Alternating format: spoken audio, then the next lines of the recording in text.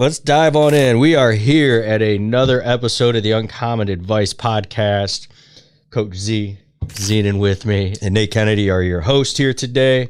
We're excited to dive into some more stuff. The uncommon advice that is required to being successful in today's online business world and going from there. So you excited? Oh, I'm super excited. I mean, this is not just another, this is episode 2. So it's gonna be fun. I mean, as we get into this episode, I'm excited to put out the knowledge in the world of growing a business or being an entrepreneur or being resilient and all these other things that it takes to be successful. So that's going to be fun. Yeah, absolutely. So I'm excited as well. We're going to, dive on in, man. Absolutely. What you got? I know today it's going to be a little more, you got questions. Oh, we got questions. Well, we got questions. But the questions really is questions that a lot of people nowadays are doing. And we're going to share the insights and how to grow an online business. And no one better than you. You've grown them. You've sold 6, 7. And now, like you said, now you're trying to get the 9-figure exit. Yeah. So let's dive into some of the things needed, right, to grow these kind of businesses. Yeah, we're skipping over 8. So if you don't dream big, are you really dreaming at all? So yeah, I got to skipping over that 8-figure exit. We're gonna go shoot for 9, and see how it goes. With the plans there, we just got to execute. Exactly. So having the experience you have, but what really got you into the online business world? Like, what really was the thing that we saw in the last episode? Mortgage was it, but that's not really an online business. What really got you into the online business world? Yeah, the online business, I got introduced to it. I talked a little bit, I believe, previously. Buddy Mark, the DM, Mark Evans DM, the deal maker. He, I met him through my now wife, Susan, was college roommates with his wife now. And so she was like, hey, do you want to go to the beach? Susan and I just started dating. She's like, you want to go to the beach? I was like, yeah, let's go. I guess you need a ride. I said it jokingly, right? Because we had just started dating. But so we go down to the beach. We end up in Daniels Island, South Carolina. And in Daniels Island, down there, it was kind of just small island. Wasn't really built up yet, but pretty cool little spot. And I meet Mark. We're hanging out in their condo, and we're going out to like the one restaurant they had at Daniels Island, basically for all of our meals. And Mark and I just kind of started talking, and I started learning what he was doing. He was getting ready to release his first book coming up, so he was super excited about that. He's got like 12 or 13 now. And then, so I was understanding what he was doing with the book. And then I was in the online space. I was in the mortgage space. He was in the online space. And we just started talking. I was intrigued by what he was doing. He was intrigued by what I was doing, because it was 2 different worlds. And he had really just basically packed everything and started traveling. And that was his goal, was to travel and run his business from wherever. And that's how I got introduced. I mean, that's really my first understanding. I understood online marketing. I kind of started doing a little bit of it, but I didn't really know what I was doing. I didn't understand. So to answer your question, that's the first time it hit home and I understood the power of it. That's probably what it was, like the moment that I truly understood what could be done online was at that time. And that was in, I believe, September of 2006, maybe.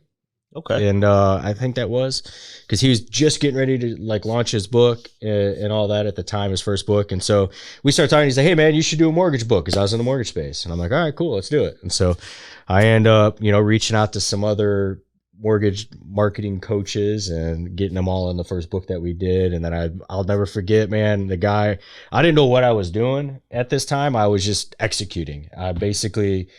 We did a book for the Insider Secrets of the Most Successful Mortgage Brokers. And it was all these different mortgage guys in the industry that were teaching how to do marketing and how to generate leads in your business. I didn't fully understand what I was doing at the time, or how I was going to build a site up, or how I was going to do that. But I was like, all right, well, I got to build a site. Does anyone know anyone who can help me build a site? And I get connected with this guy, Jay. And then Jay was like, oh, man, I got you. He hooked me up with a sales page. And he was like, by the way, you probably need to put some upsells on this thing. You need to, make a different offer. Don't just let people buy your book. He's like, I don't buy a bulk of books. I don't buy training. Like, it really taught me a lot, man. Jay was awesome. And he built the page. And then all of a sudden we did this big call. And I got all these guys to drive people into a phone call. And it was like $5,433 and like some change that night that we made, like on a 1-hour phone call. And I text Mark. I was like, this works. I'm like, sent it to him. And he took forever to upgrade. He always had the Razor phone. He would never upgrade to the iPhone. It took him forever to do it. And they finally did it. But he used to always have that text for years, many, many years later on his phone. And but yeah, I mean, I would say that's how I got introduced to it. And then that book launched in 2007. So it was just execution, right? I had no clue what I was doing, but I was willing to just do it. And I think that's what it was. And then those are the moments I really understood the power of the internet and what you could do with it. So with the power of the internet back then compared to someone who's trying to do what you did back then to now, how much easier, well, I won't say easier, how much easier is it to learn it than it was back then? Because the internet was growing a lot more. Nowadays you can search it up and you can do a full course on like HubSpot or something. Mm-hmm. How much easier is it now for an entrepreneur who wants to start an online business? How much easier is it for them to do it other than it was back then where it was, you had to know people, you had more network, where now you can actually learn it yourself in some of these courses. Back in my day, I mean, there's still stuff there, right? Like they were using. I mean, this whole thing, Google was still there, right? So I did the same thing I was doing. But I mean, the knowledge, the content, the demonstrations with YouTube and the video that's available to walk you through stuff, like it's so much easier now. In regard, you know what? Maybe not. It's easy. You have faster access to the information, but it might not be easier because there's too much information, right? So you can look at too many things and maybe not fully understand exactly what it is that you can do with it, right? Because you get, all right, what do I do this process or this process or this process? There's so much information that it can be challenging, I think, to decipher what's the right information. But at the same time, you just got to execute, right? But there's also a lot of competition too. Yeah, than there was like back then, the online business world. I mean, everybody nowadays, you have the drop shipping with e-commerce, and you got people trying to build these funnels and stuff that we'll get into. But I mean, the competition also, which that comes back to what you just said, execution. You got to execute to be able to compete with some of these bigger names that are already out there that started back when 2007, 2008. Yeah, so competition's up. The fake guru competition is up too. There's plenty of them people out there. So, I would say definitely it's you got more access to information, but now you have more competition. Now you have too much information at times, and then just picking a path, right? Because shiny object syndrome is a real thing. And shiny object syndrome bouncing from one thing to the next. And it's too easy to say, well, that didn't work, so I'm going to go ahead and change to this. And you got to be able to stay focused. And we talked about this on a video in the past about, whole ready, fire, aim thing. It's more plan, focus, execute, Yeah. So starting your first online business, let's start with an entrepreneur as yourself. What was step one to basically having up and running, so people out there know what they got to be doing and what the steps to actually get to a successful online business is? Great question. So having a successful online business, here's exactly what you need to do right now. Buy a domain, set up a website, set up your LLC, get an email address. I'm just kidding. Those are all things that everybody does in the very, very beginning. So the things that you do not need to do is all that stuff right now. What you need to do is make sure that you've got a viable business opportunity, like a viable business. Like, is there a need? Do you have a solution to a problem? And once you define that I have a solution to the problem, get it out there. You don't need to go focus on all this other stuff. Just put it out in the marketplace, see if it works. If it works and you're picking up customers and you're picking up clients and you're helping people, then you got something. Then go worry about all the other stuff, right? And don't get me wrong. Like jokingly earlier, he asked me the first step we're working on a new brand internally that, with time to come, we'll reveal it, but we're pretty excited about it. And it's, he asked me and he was like, what's step one? I was like, buy the domain. So, and when Nate means buy the domain, Nate, people have things they love. Well, Nate is buying domains. The man probably has hundreds of domains. So if you're ever looking for one, just contact him. He can probably find it for you. Yeah. Two things I like: white tennis shoes and domain names. So, it's funny. And, but the way I never had a lot of shoes growing up, right? I was always like one pair a year. I was allowed one pair of cleats and one pair of school shoes every year. So with that, what I ended up doing is like now I like shoes, right? And so and it's coming back to bite me because now my son's kind of becoming a sneakerhead, which is kind of funny. But yeah, domain names, so the first thing you need to do is just make sure you got a viable business opportunity. If you got it, if the business makes sense and there's people that need it and you're solving a problem, run with it. And then you can get into the LLC, the paperwork, all that other stuff, and everything else later. Just go test it, and once you test it and you feel like it's a good opportunity for you to scale and grow, then, dial in that perfect color on your logo and your brand name and all that stuff after that. What's the hardest part, you will say, in that beginning? Because everybody wants to start a business. Everybody wants to be an entrepreneur. Mm-hmm. But a lot of people, they do it for maybe a couple months, but after they go away. Why? What do you need to continue doing in that first year, first 2 years to make your business successful? Because a lot of people don't know how to handle failure. They fail and they think it's over. So how did you go through your online business? Did you fail, or were you pretty successful off the gate? How did that go for you? 100% success rate. Nah, just kidding. No. Yeah. So I think failure is massive. Like, you're going to have a lot of failure inside a business. You're going to have days, you're going to have small failures. You're going to have big failures. I mean, hell, I lost everything. I mean, I went big. Tried doing something really, really big. I got a little arrogant along the process, thinking it was because of me, and I was that, and I took my eye off the end prize, and I ended up losing everything. So I would say the two things that there's three things that really matter when you're starting. One is consistency. Be consistent doing boring things. Because if you can be consistent doing boring things, you can move mountains long term. The challenge is, and I'm at fault for this too, sometimes I'm doing stuff and it's just so boring. I've been doing this forever. I know how to do it. But at the same time, when I learned real quick, it's the boring things that you can do consistently are the ones that, big levers, help you move big levers, because other people aren't willing to do the boring stuff consistently. So that's one important piece. The next thing is focus. Because if you don't focus on what you're doing and where you're going, now your end game, someone's like, well, I got a 5-year plan. Here's where I want to be in 5 years. Great. That's going to change. That could change every quarter, right? So you have to be understanding that end goal might adjust. Your vision when you start might change a little bit over time, but your ability to focus on the things that need to be done and know that eventually you'll get where you're going. So focus on the goals is super important. And then the second one is resilient. You have to be resilient because you're going to get smacked around. People that are in your corner that you have known forever, that you believe in, that you thought like, hey man, this guy's got my back. You're going to find out they don't. And then you're going to get discouraged because you're like, man, and then you're going to kind of get mad about things, right? So, because the people who have your back might not be there when you get where you want to go because you learn that they didn't really have your back.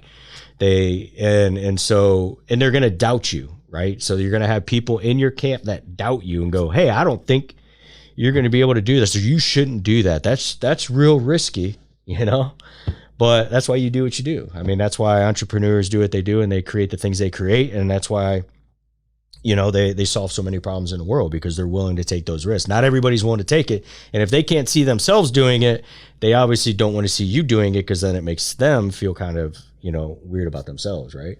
Yeah, and then you bring up resilient. Yeah. You just finished yesterday a nice artwork on his arm. It's resilient, but Nate does. Yeah, you can't really see it, but you can't see it now. But Nate has mentioned that a lot, even since I started working here. His resilience, he preaches on it. If you go on his social medias, he does a lot of videos on being resilient. But it's also in the office. We got it up there. It's up there. He has it on his arm. So it's just continue going. But Nate, so someone is kicking off. They kicked off. So let's do it this way. So someone kicks off. They have a little bit of success. What is their next step to grow? Right? They have the success. It's one man.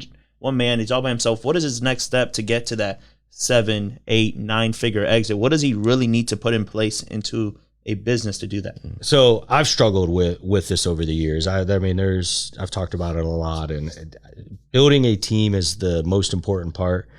So what you need to do is, as you're growing and learning and building your business, you need to start reading and learning about how to be the person you need to become. And you have to figure out who you need to become to be able to be that leader, to be that visionary, to be that person that can hire people that are willing to drive that mission with you, right? So one is you got to figure out how to become and learn to become the person you need to be. Because right now, and even myself currently right now, I'm not the person I need to be to get to that 9-figure exit.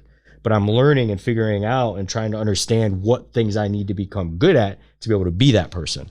So I think that's important.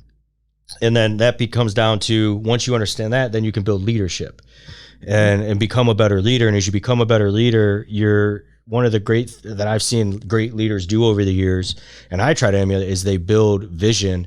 And it's always been tough for me being an introvert. I'm like, I could say 2 words one day and be happy. And, you and I just had this conversation recently, like, I was breaking down what we're doing, and I'm like, but it's been a while since I've talked about that vision to everybody in our core group of team, right? And so I need to go back and do that. And I think once you have the vision, it's reiterating that vision over and over to the team, which is one thing I'm working on.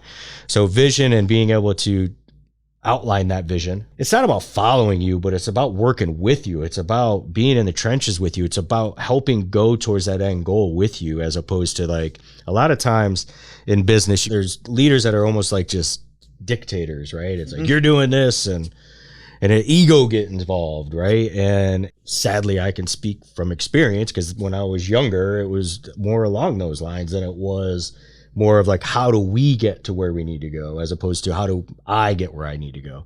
So I think those are a couple of big things, Okay. So leadership is big.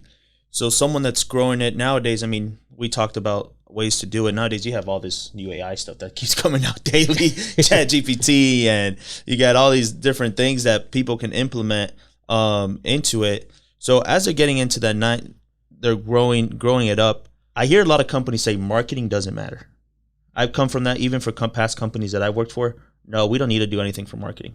Oh, we don't have to do this. Well, we never done marketing. But then you go around there on newspapers, it's like, well, that's marketing.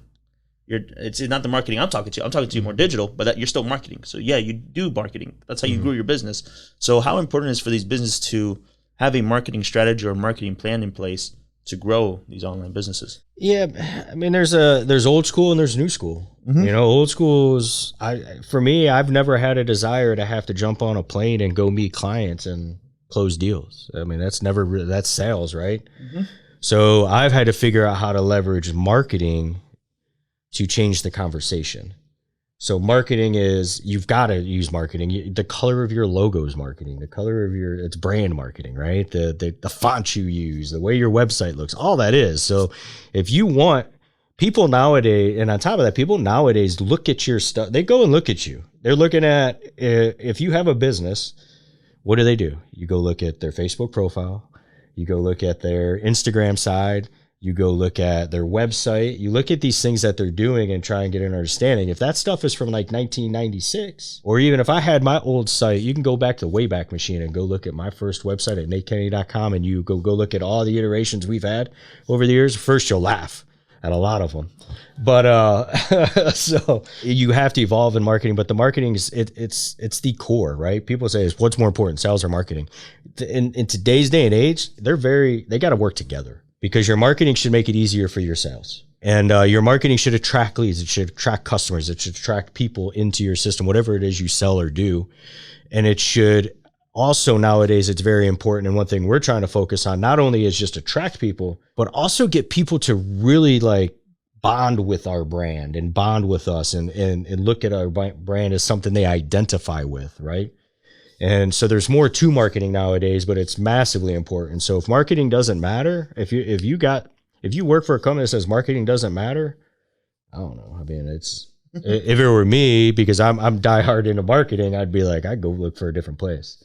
Because it's just a matter of time before things don't end well there, would be my guess. Because if you're not marketing, you're not bringing in new clients and growing. Yeah, no, you got a great point. So in the marketing side, so you got a revenue, what percentage of that revenue you should put back into the business, into marketing? Is there a certain percentage, or is it basically whatever you can do, or how does that work, knowing what the budget you need to put in place? I'll answer this, but I want to hear your answer, because you come from a different world than I do, right? Like I've always been an entrepreneur.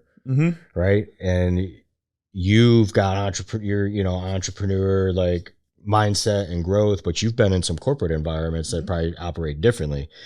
So for me, marketing is, I don't really have a set percentage, and every brand's different.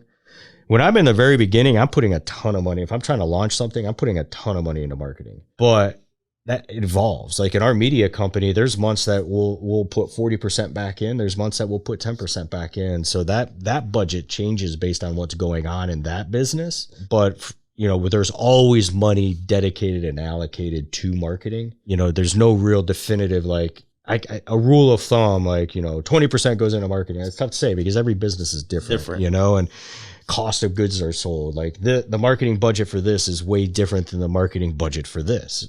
Correct. Yeah. So two different worlds in the way that we reach it. So what about you though? I mean, you've been in multiple different environments.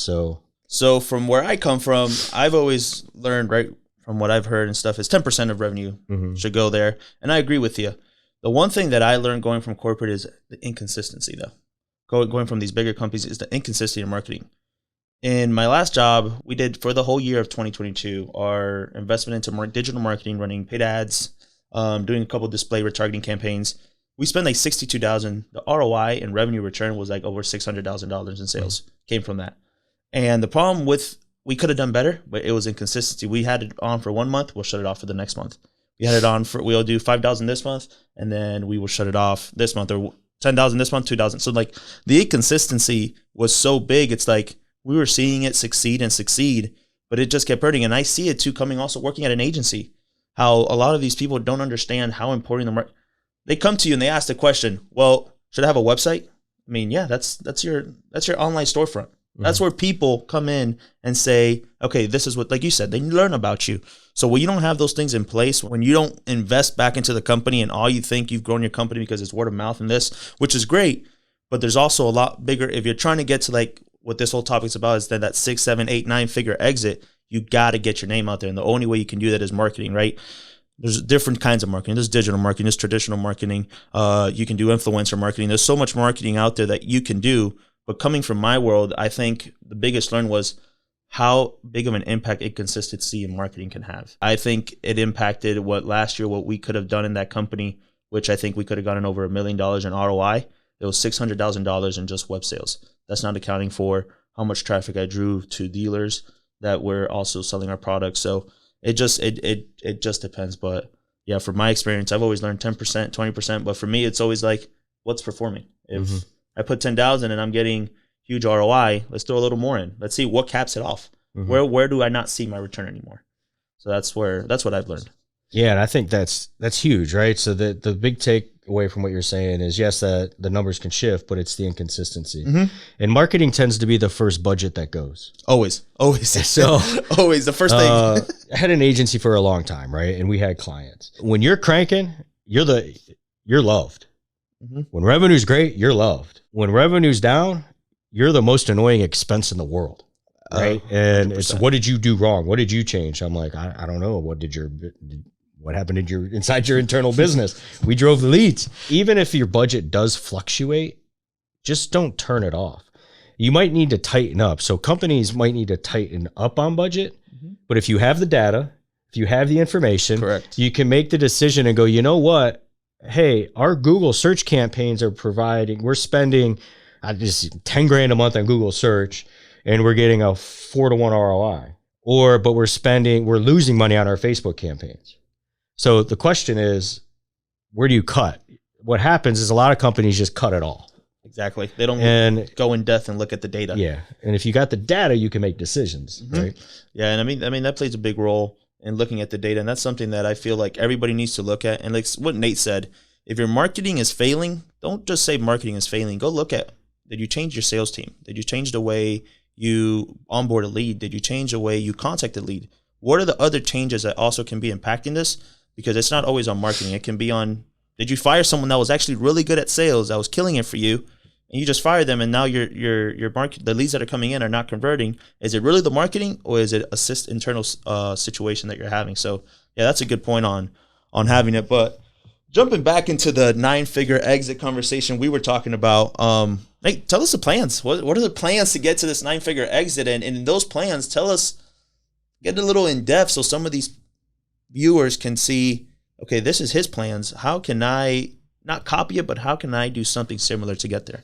So there's a missing thing in the world right now that we need, and I think we need to put umbrellas in drinks.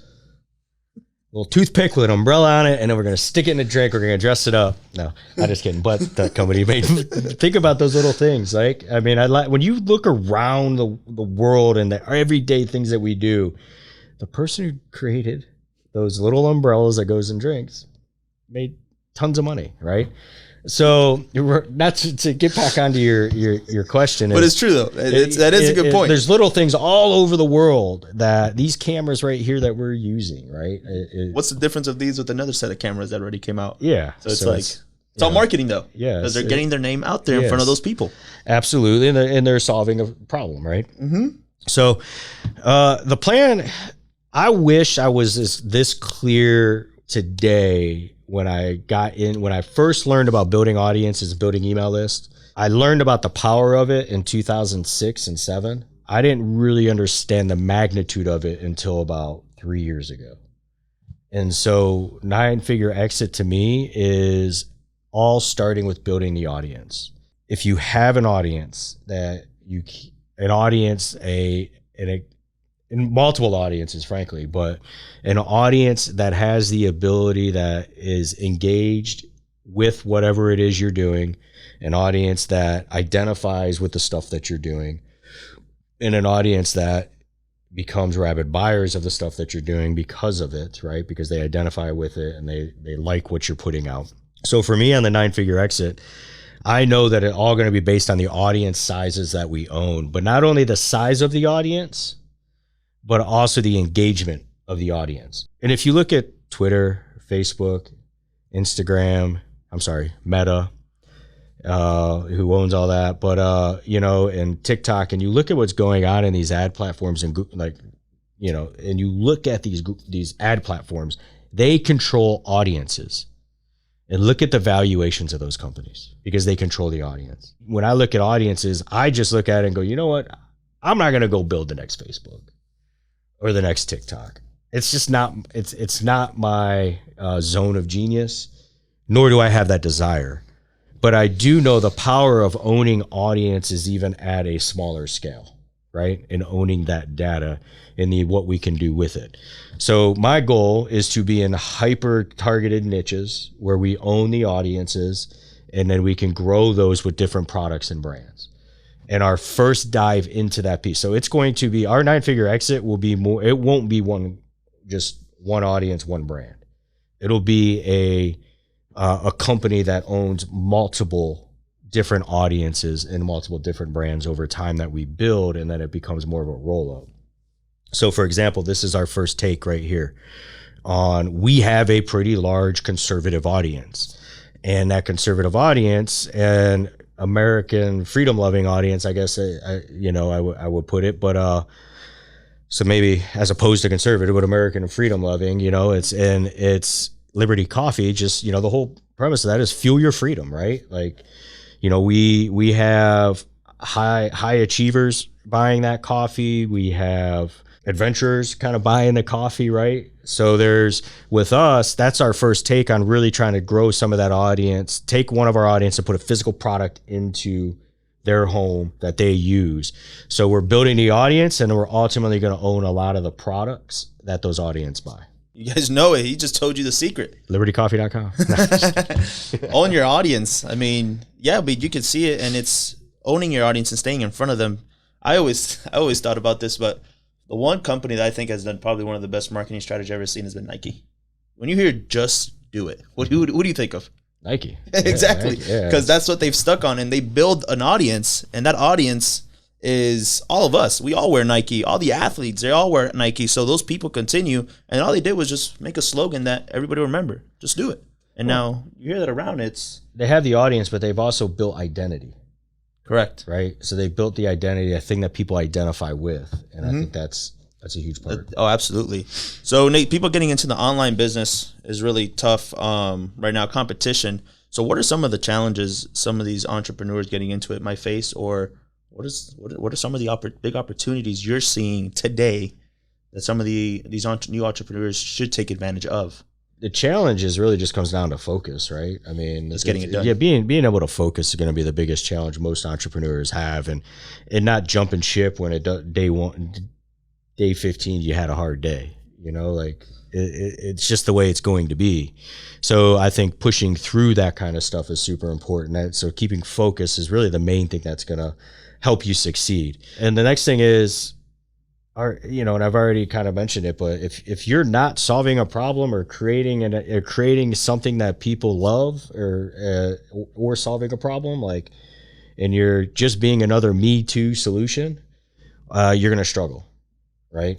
Because one thing that we've done in business over the years is, back in the agency world, so back in 2011, and long story, but I'm gonna get to the point. So back in 2011, we created this thing. So I was in paid traffic, building funnels, running paid traffic. I had to figure out how to do a lot of it on my own, and then pay people to help me and all that. I can't say I had to do it all on my own, because I paid a lot of people to help me get where I wanted to go, because I like to leapfrog. I don't like to slow grow. I want to get there fast. And so that fastest way I knew how to get there was just pay people. Like I was the guy that we showed up to a club and there was a really long line, I had a couple hundreds in my hand walking up to the guy in the front, like one waiting, you know? Let's say we got to go to the club with Nate. Get in there quick. I don't do clubs. It's too packed for me now. But you know what I mean? Like, it was just, how can I get speed to where I'm trying to go? And that's the same thing in business. I would do that, but it's super important to do that, right? You got to stay focused. You have to turn around and make sure that you're investing in other people to kind of leapfrog the process. Do you see any trends, or you have any predictions of what a good market would be to get into? So some of these people are looking at, or is basically just stick to what?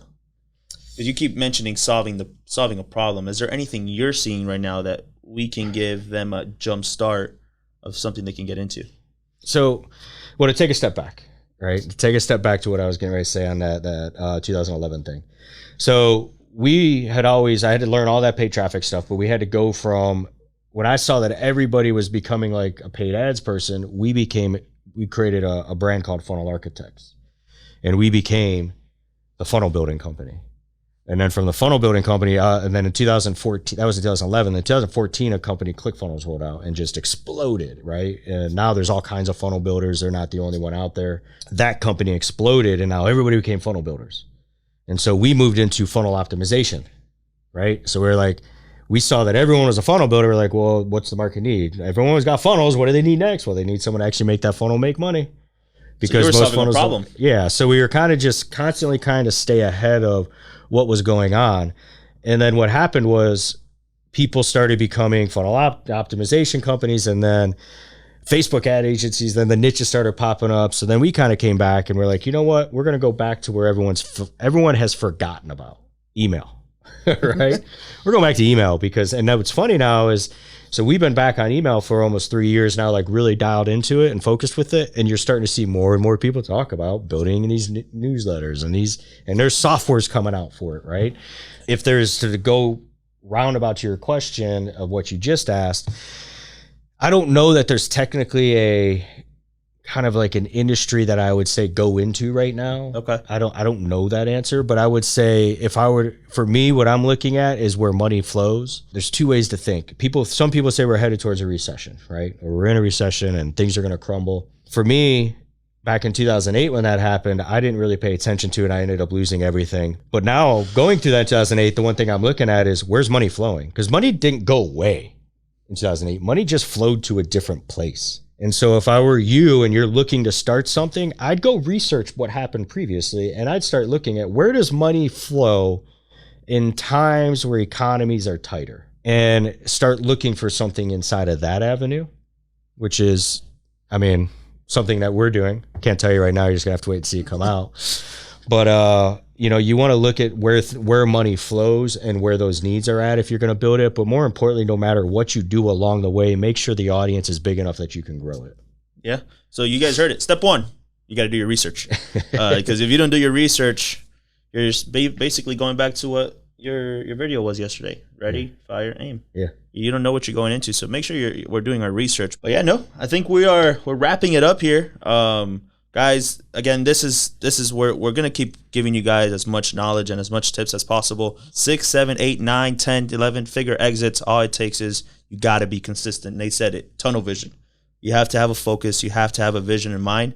Right? It can be 5 years, 10 years. That vision might change throughout, but as long as you know that that's where you want to get to, you'll get there. It's the people that have a vision in mind, but then they get so distracted with all the other stuff that's happening in the world and the clubbing and the partying and doing this and doing that. It's like all that is fun, but there's also times you got to focus to help you grow, because as you get older, you're going to see your buddies driving the Ferraris or having the big yachts or having on the private plane, and you're over here still trying to figure it out. So that's really all I got to say. That's what I'm trying to do, is not be one of those 23, and I'm trying to get up there. And also, your buddy might want a Ferrari. That doesn't mean that's what you want. Exactly. And I got my close friend. I mean, he's got a Ferrari. He's got 3 different rolls. Oh man. Escalade, like loaded. But he loves cars, and that's what he wants. And there's times I look at those cars and I'm like, man, I need to get me one. And then and then I look at it. Have you been close on getting one? Yes, I have. Which one? Which one would you go with? I almost pulled the trigger on a Rolls-Royce Wraith. Man. Almost pulled the trigger. Matter of fact, I told the guy I'd buy it, and the best text I ever got back was, it already sold. Because I look at the price of that car when I went to buy it versus what it's worth now with everything changing, and I'm like, ooh, glad I didn't do it. It valued a lot, huh? So yeah, that model had dropped quite a bit. So, but it went up really fast and came down, right? So, I mean, maybe one day I will, right? Get something like that. And I use that as an example. Like, you got to define what you want, right? And so I talk a lot of times about, I've said this in the past, but you don't have to keep up with the Joneses if you are the Joneses. Yeah. Right? Set the standard. Set the standard of your life. What happens is a lot of people start looking at as an entrepreneur, and you start making that money and get money coming in. You're like, I want the Ferrari, I want the G-Wagon, I want all these materials. And if that's something you wanted prior and that's a goal of yours, go get it, right? But if it wasn't a goal of yours, don't go buy it because you think you have to, which a lot of people do, right? And they think they got to go get it because that's what success looks like. So understand what success looks like to you, and it may not be the cars. I got another buddy of mine. He was like, I drive a Jeep. That's what I love. You know, he's got a decked out Jeep, and he could go buy 3-4 Ferraris. He could buy a Lambo. He can buy all that stuff, but his thing is he loves the Jeep. Like, that's what he wants. So I think as you get going forward, I know we're wrapping up, and so I'm going on a tangent here, but like, just stay focused on what you want. And if you look at yourself as Joneses, and that's you living the life you want, doing the things you want to do, not worried about what the neighbor's doing or what the other business owners showing you on Instagram, right? And showing that success is what you define it to be, and don't let it be influenced by what you think it should be because of what others are doing. Correct. I mean, and like you said, social media plays a big factor in that right now. Social media plays a big factor. I mean, as I was young, like 2-3 years ago, I was seeing people, oh man, this guy, at 21 years old, I sold this, and now I have this, and I go to Dubai, and it's like, that's great. But at first, right when you see it, you're like, man, that's cool. That's awesome. Yeah. It's like you said, but once you set the standard of what your own standard is and what you like and what you want, that's when that's what things change. So mine is to get a house on the lake. So, and you said young. He said young at 21, and now he's 23. So, yeah. So at 43, I'm like, young. But yeah, guys, hey, make sure to hit like, subscribe, make sure to follow us on @UncommonAdvice on Instagram. Nate, drop your handles, because hey, there's a lot of knowledge that Nate drops, guys, that you guys are missing out on. And the more you guys are seeing this, the more you're looking, you're gonna learn a lot. He's posting daily. He goes live. What are you going live at now? 2-3 times a week? As many as I can. But make sure you guys follow and stay up with it, because it's gonna show you. And Nate's an open book. That's something I learned from him. Nate is an open book. Not saying now you come in here and you're trying to really he might charge you a couple grand, but no, I'm just kidding. But he is an open book, and he's always willing to help out. So guys, just stay on top of it. Yep. So Nate Kennedy MD is where it's at. So yeah, that's where all my stuff's at. But either way, thank you so much. We brought Z in here. He's been helping us, and I'm appreciative because he's forcing me to do these and get out of my comfort zone. and a good 1-2 punch here on podcast. So I'm super excited to be pushing forward with this with you and whatnot. So absolutely, and stay guys for the future. We're gonna have some special guests. Some of those names he's dropped that do have those 3 Rolls Royce and stuff. We're gonna try to get them in here to pick their brain next. So all right, sounds good. Thank you. Have a good one.